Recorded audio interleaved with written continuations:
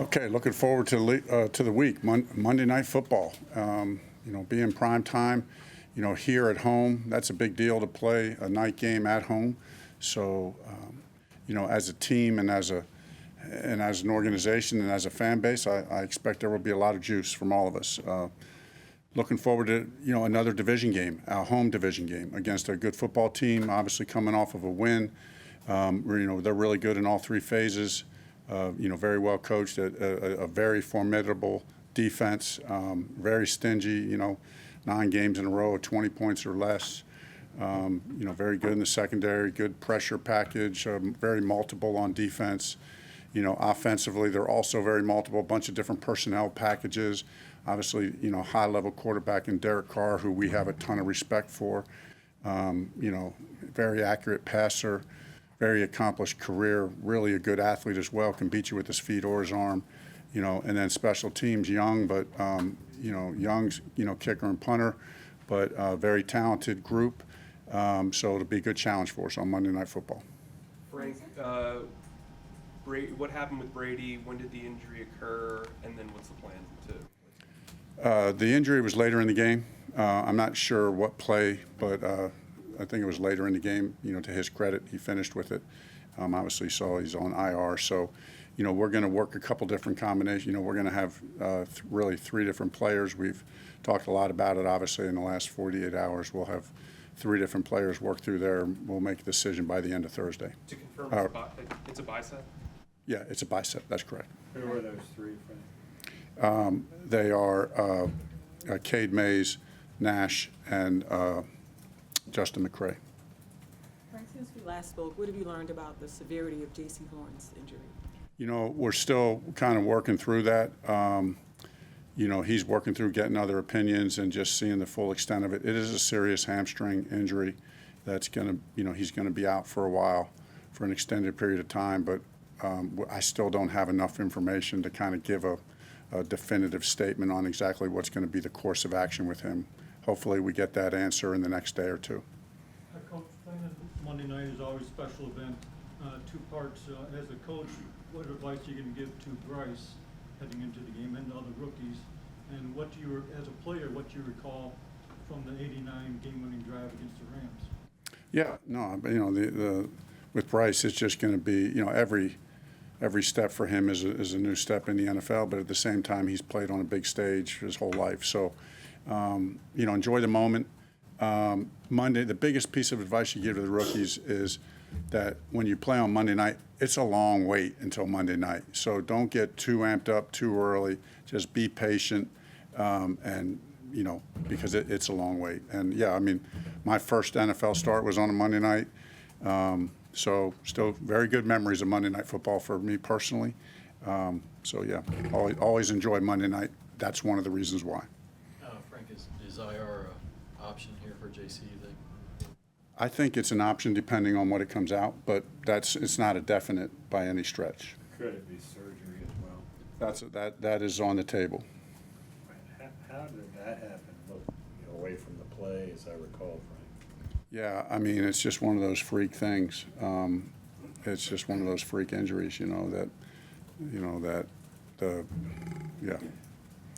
just never know. You just never know. And he knew right away. Like I could tell as soon as I got out there, he felt it. He kind of felt it pop, and so he kind of knew right from the start it probably wasn't going to be good. Coach, there's been a lot of attention to the field surfaces by the NFLPA since Aaron Rodgers' injury. Obviously, you guys have artificial turf. What is your stance on that, and what would you like to see done here? Yeah, I am aware of the PA's, of the PA's statement. I certainly am aware of this situation, the discussion, it's an ongoing discussion. For me personally, I'd refer to the PA, to Bruce and Delane. Honestly, my energy is focused on the Saints. I am aware of the issue and kind of and have some understanding of the questions that are being asked. I know this is a next man up league, but to be dealing with injuries to integral parts of your team, like how do you manage that so early in the season? Yeah, exactly as you said, just next man up. And not in a heartless way, certainly have compassion on the players who go down. But every team, I mean, right, I mean, if we look around, every team is, or most teams are going through the same thing.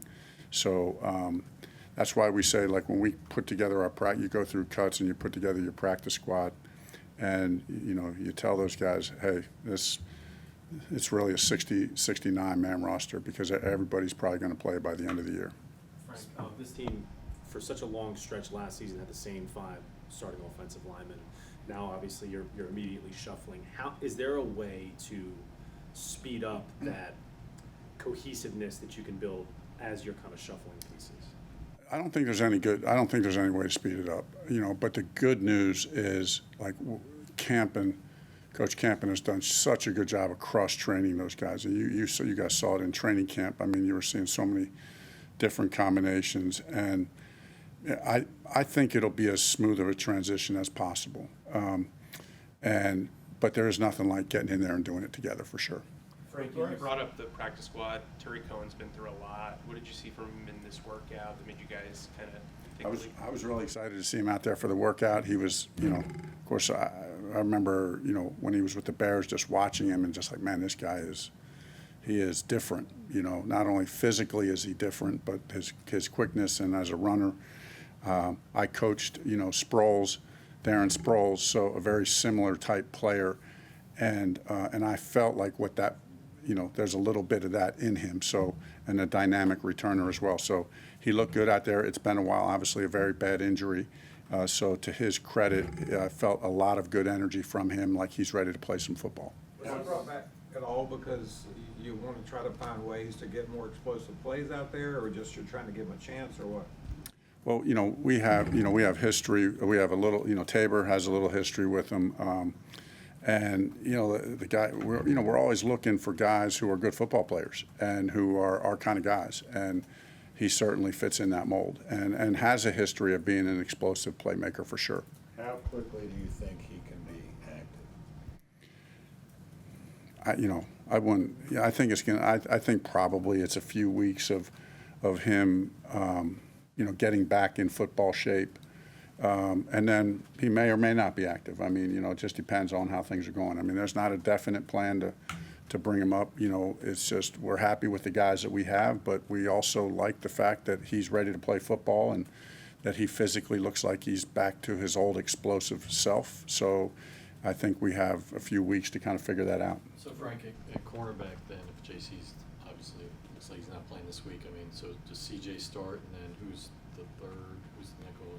How's that work? Yeah, we'll work through that rotation this week. We're probably going to, you know, there's likely, you know, we'll be at 52 on the roster. It's likely we might add another corner to get to 53 to get the depth we need in there. But, you know, happy with CJ, happy, you know, with all of our, you know, with Troy, with Dante, you know, that whole contingent. Feel good about our guys. Bryce, how much ability does he have to alter or change a play after it's been called? A lot. You know, I mean, it's, you know, we try not, we don't have too many kills in at this point, but, you know, we have enough in, you know, to, you know, to give him some freedom. And then, you know, if he sees something, you know, how much of that did we do in week 1? A little bit. I think that'll be something, you know, he's very capable of doing it and just giving him the keys and saying, you know, go wherever you want to go. But experience tells you that's not always the best thing. You know, it's like when, you know, it's like when you're giving your keys to your son or daughter when they turn 16, you know, you can stay in the neighborhood, you know what I mean? So I'm sure he could go, he has the mentality he could drive across country, but we probably want to stay in our zip code right here for a little bit anyway. Hey, we'll do a couple more. Frank, what do you want to see? I mean, you've seen the first game now out of a full game out of him. What things do you want to see out of him to make the progression in week 2? I really, you know, obviously we had a couple turnovers and we talked about there's multiple dynamics in that, so I don't put it all on, you know. I thought he did a lot of good things, you know. I thought he threw the ball away well. You know, we have to obviously find a way to get a few more plays, you know, down, you know. I mean, we threw some down there, but we just didn't hit on any of them, and there were 1 or 2 other opportunities that just didn't, you know, for whatever reason, we just didn't get to. But I thought he saw the field well. I thought he looked comfortable in the pocket. You know, all things for a guy in his first start in this league that he, you know, the way he responded to adversity, I just thought it was largely positive. Bates is a great player. He made a couple good plays, and we weren't as detailed as we could have been on a couple things to maybe eliminate those things. So I'm encouraged. I'm obviously disappointed about the loss, but I'm encouraged about our team and I'm encouraged about Bryce. Frank, on the Burns deal, you had talked about having a kind of understanding and seeing both sides of the deal. Is that sort of how you take the artificial turf argument also? Because you're a former player, you've got players talking about how it's dangerous, but also your owner installed the turf.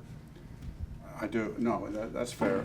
I do understand both sides, and so, and I played for a long time, and we played on turf. In fact, we played on the old thing. We practiced on the parking lot. So, I don't know. I'm not an expert. I'm just not an expert on that area. So that's why I really don't want to get into it. I'm very I'm a coach, and I'm an ex-player, so I'm very sympathetic to what the players think and want. But I do know there's another side of it, and I don't pretend to know all the answers, and I'm really not trying to know all the answers on that one. You know what I mean? I think that'll work itself out amongst the people that make those decisions. What do you think you can do to help? Go ahead, Phil, then we gotta go. The two interceptions, I know you said there's a lot of moving parts, but they looked very similar, and I'm curious, when you have a rookie quarterback and he throws two interceptions that are similar, is that easier to fix, or is it more alarming that he's making the same mistake twice? No, it's easy to fix, and honestly, the two that were similar, it's Bates. It's Bates making a great play. He's based on the coverage they're playing. He's supposed to be at a certain place, and he's breaking the rules, and he's somewhere where you're not expecting him to be. If you look at all 10 guys and say, where's the 11th guy supposed to be in this coverage? Oh, he's supposed to be right back there. Well, where is he? Oh, no, he wasn't there. They gave him the freedom to break rules. They gave him the freedom to break a few rules, and this time they got away with it. You know what I mean? This time they got away with it. We actually made a couple adjustments in game, to try to take advantage of it, and almost made them pay. We actually like when people break the rules on defense because they may get you once or twice, especially early in the year, but then as offenses, you adapt and you say, okay, they got us on that one, but here's our answer to that, and then we adapt and adjust. And when a defense, when they quote unquote break the rules, they realize they're doing that at their own peril. You're probably exposing yourself to potential big plays, and they were, and we did some things to get there, but just couldn't quite get it done. So, All right, thank you. all right, thanks. Thanks, Frank.